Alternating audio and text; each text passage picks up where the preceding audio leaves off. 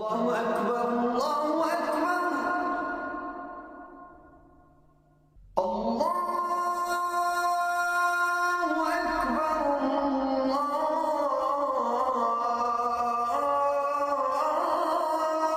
الله أكبر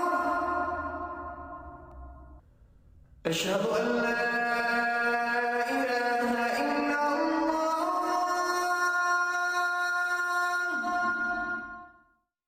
Bismillah ar-Rahman ar-Rahim.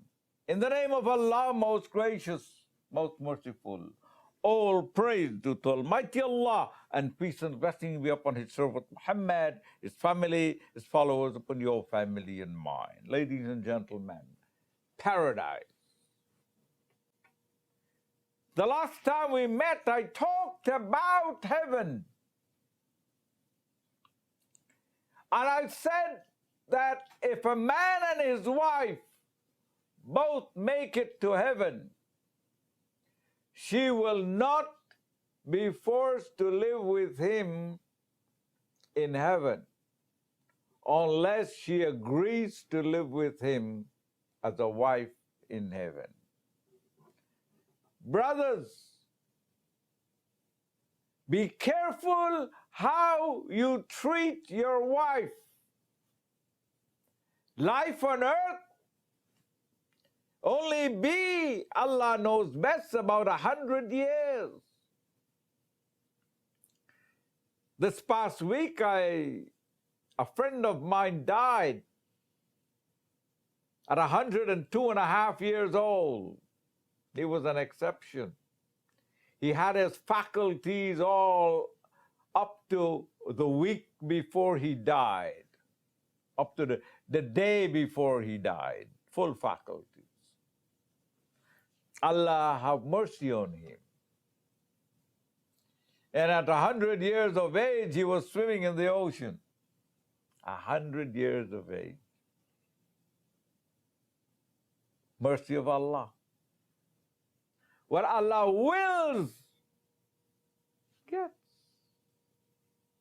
He was a supporter of the mosque. He was a supporter of the mosque. Ladies and gentlemen, be careful how you treat your mates. Just on earth, as on earth, a man cannot marry a woman unless she gives her consent. In paradise, if both husband and wife make it to paradise, she would be asked, would you like to have your husband that you had on earth, your husband in paradise? And she can say yes or no. She can choose a concert that Allah provides for her in heaven. Allah provides concert for men and women in heaven that never lived on earth. They are concert that Allah provides. What about if the wife alone makes it to heaven and not the husband? Is she going to live in heaven without a concert? No. Allah will provide one for her. A lot of brothers are not comfortable with this discussion, but this is the reality. And Islam gives you a reality. What is good on earth is better in heaven. Food is good on earth, in heaven it's better. Life is good on earth, in heaven it's better.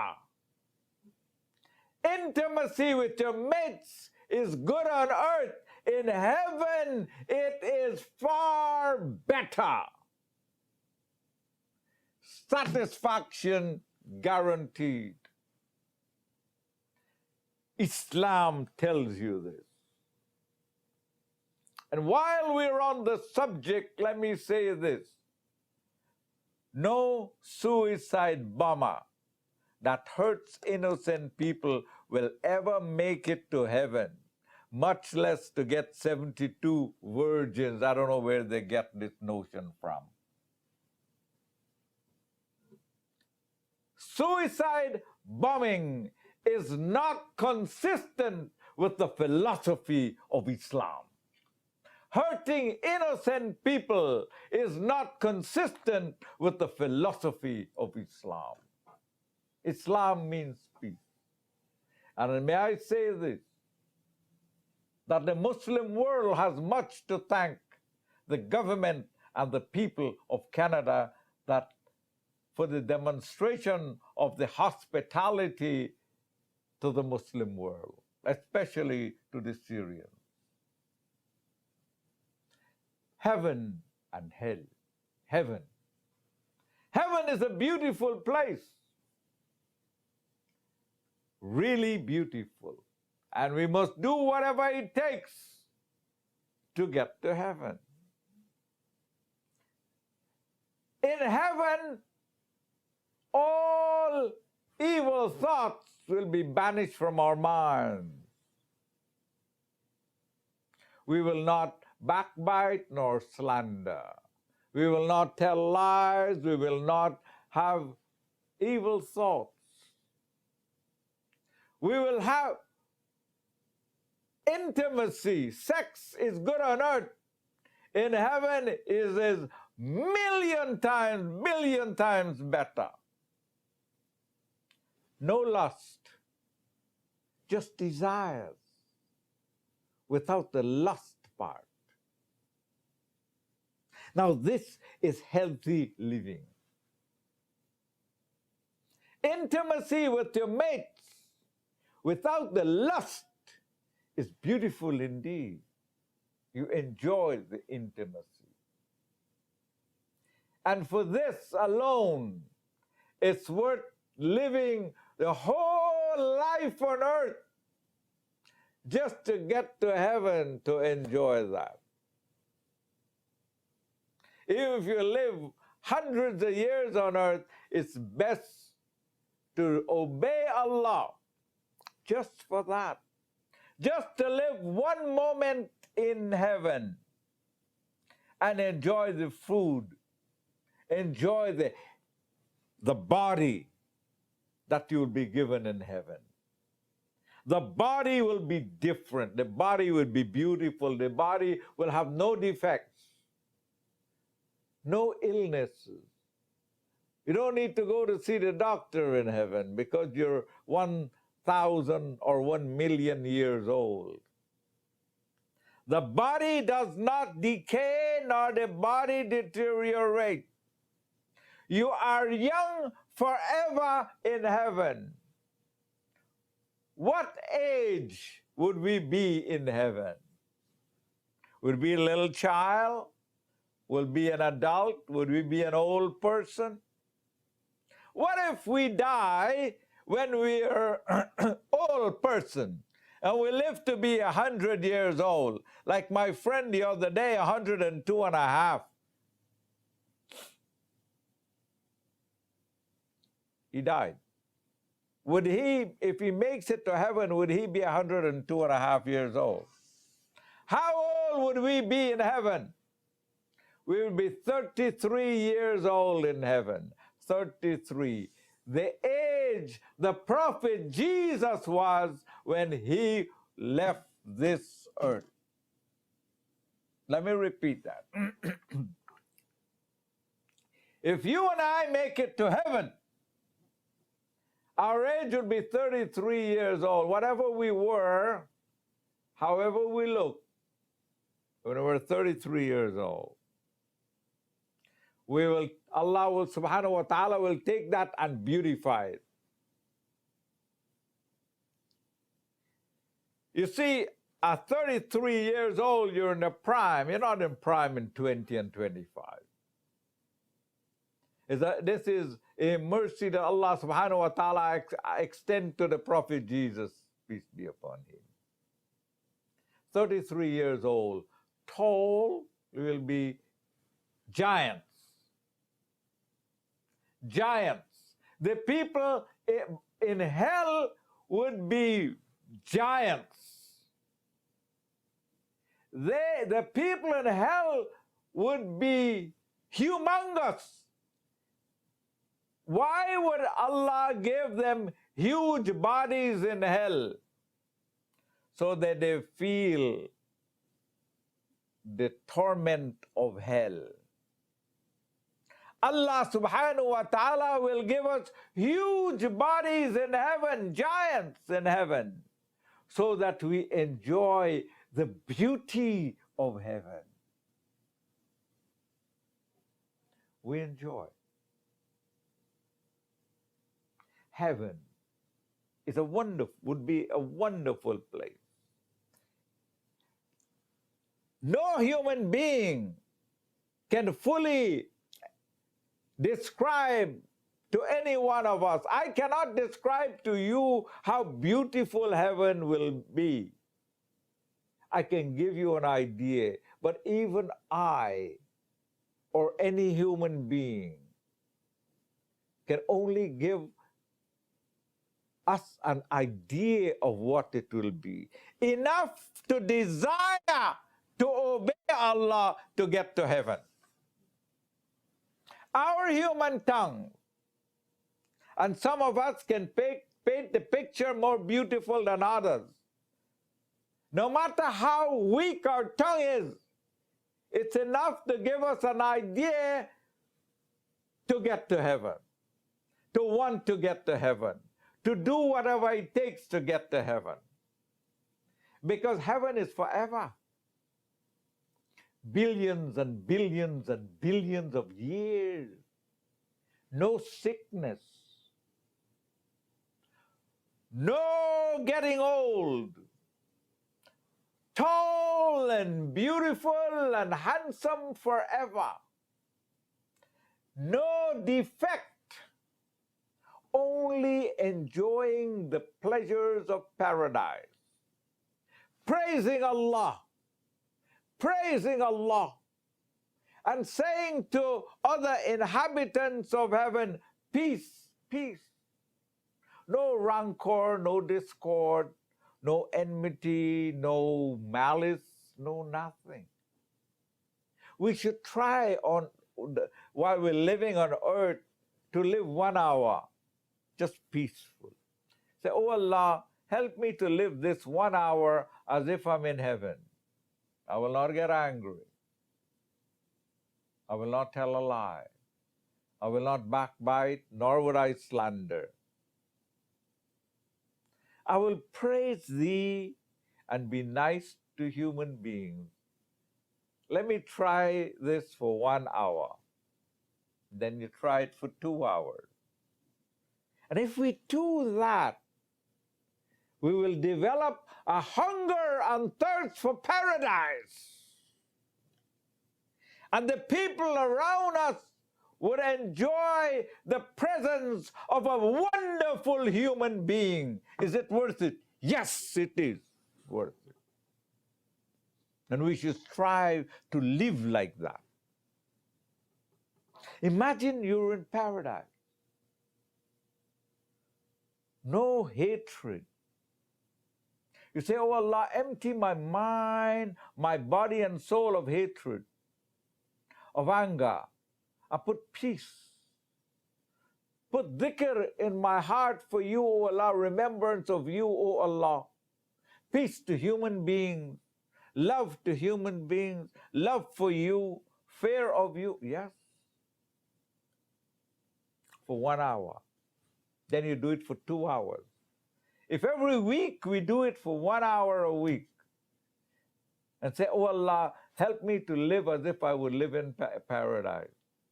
We cannot really get there, but we can attempt and get an idea what it is like.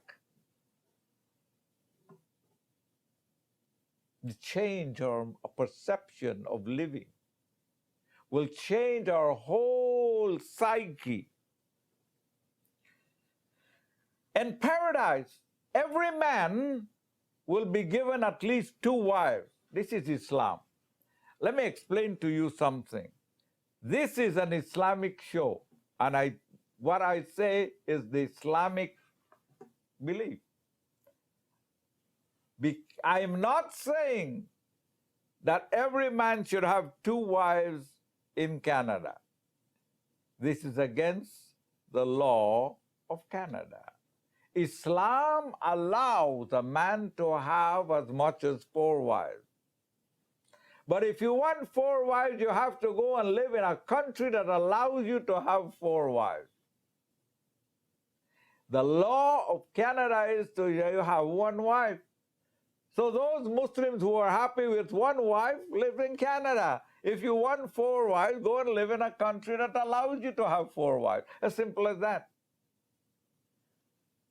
But in paradise, there's no Canadian territory or Saudi Arabian territory or Pakistani territory or African territory. This heaven belongs to God. And according to Islam, every man that makes it to heaven will be given at least 2 wives. It is recorded in the scriptures that Solomon had 300 wives, 700 wives and 300 concubines. 700 wives and 300 concubines. That's 1,000 women that he can be intimate with. It boggles my imagination to think of how he can make love to them regularly. But anyhow, that's a different story, and that's a different show. And this, I'm just, for those people who want to bash Islam, I said, hold, whoa. Abraham has more than 1 wife. David, Solomon, they all had more than 1 wife. But that's not the topic of today's show. I just mentioned that in passing.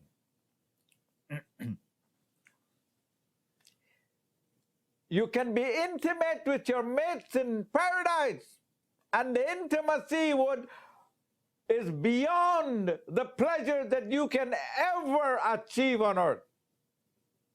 The intimacy is when we are intimate with our wives in paradise is billions of times more pleasurable than we can have on earth. So it's worth going to paradise just for the intimacy. But anyhow, for the food, it's worth going to have paradise just for the food, just for the life. You only have 2 choices. When we die and are resurrected, we'll either be in heaven or hell. There's no in between. We're either in heaven or in hell. There is no in between. Understand this quite clear. A woman would be given concerts from heaven that have never lived on earth,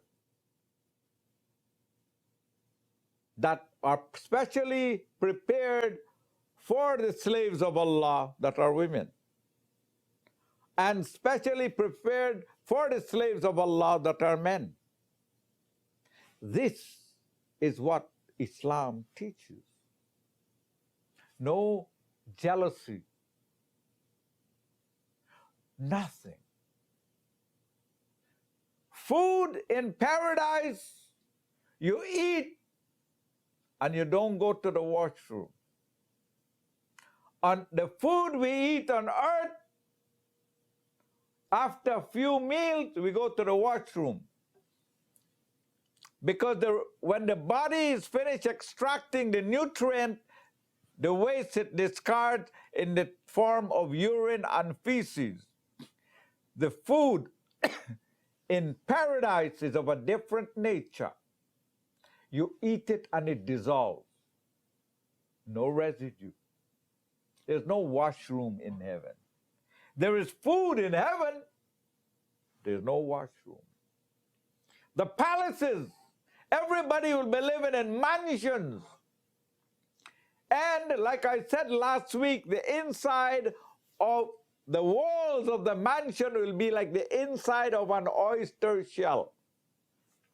For those of you who have never seen the inside of an oyster shell, should go to the fish market, let the fisherman open the oyster and check the inside of the shell. And think of that being the walls of your mansion in paradise. You will do whatever it takes to get to paradise. Because there's no palace on earth that is made from the inside of an oyster shell. So the palace that you and I would have, if we make it to paradise or beyond, will make the palaces of kings of this earth like barns, like nothing, pale into insignificance. Paradise. Paradise is beautiful. It is worth, Bismillah ar-Rahman ar-Rahim, Alhamdulillah. It is worth obeying Allah, waking up in the morning for Fajr, no matter how cold it is. Pray Allah, worship Allah, bow down and worship Allah. It is worth making your 5 salat before you go to sleep. It is worth to fast 3 days a month so that Allah blesses us for fasting every day for that month. If we fast 3 days a month, Allah subhanahu wa ta'ala will bless us as if we fasted every day for that month. Because every day He multiplied the fast by 10. 3 days is equal to 30 days.